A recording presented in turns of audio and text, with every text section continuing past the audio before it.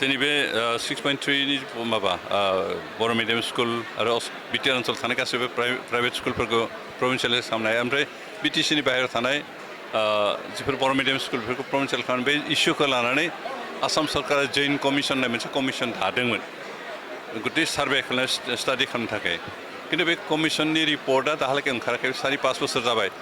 बेखौ आसाम सरकारा डिले खालामलांबाय थादों डिले टेक्टिकनि गेजेरजों बेखौ बोरैहाय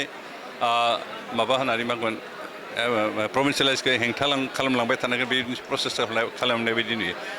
बेनिखायनो जोंहा एपइन्टमेन्ट बे माबाया बे प्रसेसा नांथाबाय थादों जों खिन्थु सरकारखौ प्रेसार होबाय थादों जिखुनु प्रकारिबाबो जइन्ट कमिसन रिपर्टखौ होनांगौ प्रभिन्सियेलाइजखौ थाबैनो खालामनांगोन जोंनिफ्राय दाबि खालामबाय थानाय जादों जोंनि बिटिआर सरकारनि थाखाय गोजोनथाव मोनसे जाथाय बेनो जाबाय दिनै खेबसेयैनो 1300निख्रुइ बांसिन सुबुंनो फोरोंगिरिनि दायित्व होनाय जाबाय थांनाय बोसोरफ्राव जों गोबां स्कुलफ्राव भिजिट खालामनो मोन्दोंमोन जे प्राय स्कुलफ्रावनो बहाबा 3, 4, 5 बिदि फोरोंगिरि आंखालमोन जायनि जाहोनाव जोंहा सोलोंथाइ होनायाव जथेस्थ असुबिदा दंमोन जोंनि फरायसाफ्रा मोजां सोलोंथाइ मोनाखैमोन आरो स्पेसियेलि बर' मिडियाम स्कुलफ्राव बांसिन मेथ्स आरो साइन्सनि टिचार गैयामोन आरो बेफोर गासैबो आंखालफोरखौ सुफुंनायनि थांखिजोंनो जोंनि बिटिआर ओनसोलाव बे खालि जायगाफोरखौ खालि पदफोरखौ सुफुंनो थाखाय फोरोंगिरि एपइन्टमेन्ट होनो प्रसेस लानाय जादोंमोन बिथांमोनखौ प्रथमावनो टेट परिखा लानाय जाबाय टेट सेलेक्ट जानायफोरनिफ्राय आरो एप्लिकेसन बिबावबाय बिथांमोनखौ आरो मोनसे टेस्ट लाबावदों बे टेस्टनि गेजेरजों जों अन मेरिट बेसिस सेलेक्ट खालामनानै दिनै एपइन्टमेन्ट होनाय जाबाय बिदिनो 1200 बे ग्रेजुवेट टिचार आरो बाकिफ्रा साबजेक्ट टिचार्सबो जों आसा खालामदों जायफोर गोदानै एपइन्टमेन्ट मोनबाय बिथांमोना गाव गावनि दायित्वखौ थिग मथे पालन खालामगोन आरो जोंनि सोलोंथाइ बिथिंखौ गोख्रों खालामनाय बिथांमोना बाहागो लागोन मानोना फोरोंगिरि गैयैनि जाहोनाव जोंनि रिजाल्टफ्रा बारा मोजां जायाखैमोन जेरावहाय जों 100% पास खालामनांगौ बहाबा 50% 25% गाहामल' पास जादोंमोन खिन्थु जों आसा खालामदों एबारनिफ्राय दिनै जिहेतु निजुक्ति मोनबाय बे निजुक्ति मोनखांनायनि उनाव जिहेतु रेगुलार क्लास जासिगोन मोजां फोरोंगिरिफोरनो मेरिट बेसिस एपइन्टमेन्ट होसे मोजां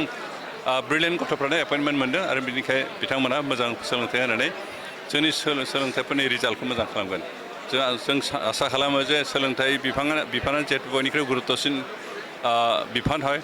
आरो बेनि गेजेरजों दिनै समाजा दावगायो जोंनि ओनसोला दावगायो मानसिफ्रा गोरों गोरा जायो मानसिफ्रा गियानि जायो बेनिखायनो बेबायदि गुरुत्वपूर्ण बिफांखौ जौगाखांनो थाखाय जिखिनि जि फोरोंगिरि एपइन्टमेन्ट होबाय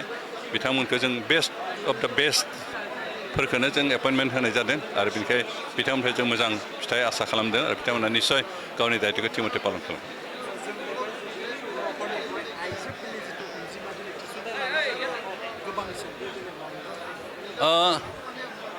दा जिहेतु समाजा सोलायबाय बेनिफ्राय आइजोफ्राबो सोलोंथाइ बिथिङाव जथेस्थ दावगाबोबाय आरो नुदों जे थांनाय प्राय 4-5 बोसोरसोनि जिखिनि मेट्रिक बा हायार सेकेन्डारि बा डिग्रिनि रिजाल्ट बेवहाय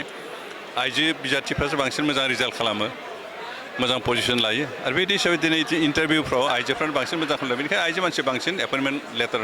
लानो फैदों खारन बिथांमोना बांसिन सेलेक्ट जादों आरो स्पेसियेलि टिचिं पस्टनि थाखाय आइजोफ्रानो उपयुक्तसिन बेनिखायनो जों आसा खालामदों गासै स्कुलनि फोरोंगिरिफ्रानो आइजोफोर जाजोबनांगौ बेनिखायनो दिनै जोंनि थाखाय बे मोजां मोनसे नेरसोन मोजां मोनसे सिन जे आइजोफ्रा बांसिन टिचार हिसाबै खामानि मावनो दावगाबोदों आरो बे जोंनि समाजखौ गोजौ थाखोआव लांनायाव जथेस्थ कन्ट्रिबिउसन होगोन आरो बेयो जोंनि थाखाय मोनसे मोजां मावगोन मोजां मोनसे नेरसोन आरो बेखौ जों कन्टिनिउ खालामनांगौ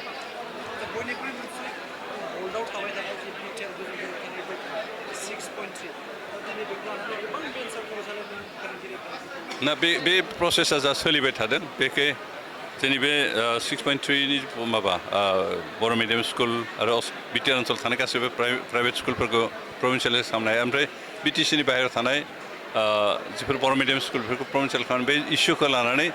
आसाम सरकारा जैन कमिसन होननाय मोनसे कमिसन दादोंमोन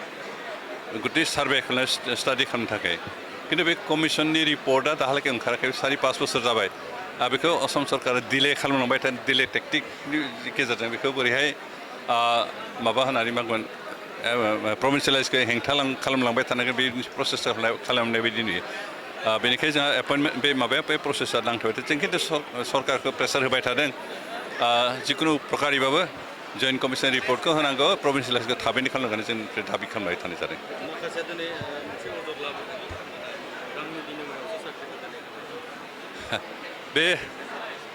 हाग्रामानि समाव जायफ्रा बेबायदि रां होनानै एपइन्टमेन्ट होदों हयथ' बिथांमोना बेखौ सानदों खारन जिबौआव सानफ्रामबो जिबौनि आथिंखौ नुयो दा बिथांमोना हाग्रामा सरकारनि जायफोर लोब्बा होग्रा बिथांमोना हाग्रामानि समाव फैसा होनानै साख्रि मोन्दोंमोन बा फैसा लानो साख्रि होदोंमोन बेनिखायनो बिथांमोना बेखौनो सानदों जे इउपिपिएल सरकाराबो रां होनानैसो एपइन्टमेन्ट लानो खिन्थु जों बेबायदि रां होनायनि जेबो कारबार गैया जोंनि एपइन्टमेन्टआ अन मेरिट बेसिस जायफ्रा रिटेन टेस्टआव मोजां खालामदों जायफ्रा वाइभा मोजां खालामदों बिथांमोनखौसो एपइन्टमेन्ट होदों खिन्थु जायफ्रा रिटेन टेस्टआव सेलेक्ट जायाखै आरो वाइभायावबो मोजां जायाखै बिथांमोनखौ एपइन्ट होनाय बाथ्रा गैया आरो बेबायदि माबाफोर स्पेसिफिक जुदि केस मोन्दों बिथांमोना जोंनो प्रमानखौ होदों जों बिनि सायाव एक्सन लागोन गोजोन्थों